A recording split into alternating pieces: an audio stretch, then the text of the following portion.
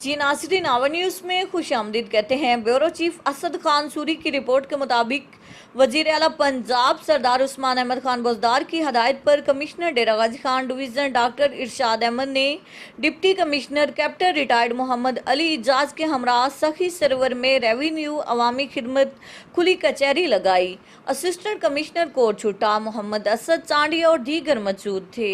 Commissioner ने साहिलीन के मसाइल सुने, तहरीरी और ज़बानी दरखास्तों पर अहकामात जारी किए।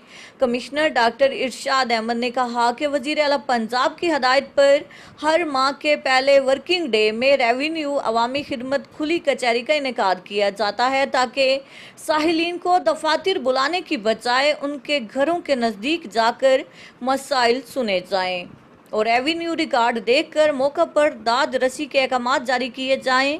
कमिश्नर ने कहा कि हुकूमत पंजाब की हदायत पर सरकारी दफातर में ओपन डोर पॉलिसी के तहत भी साहिलीन के मसाइल सुने जाते हैं।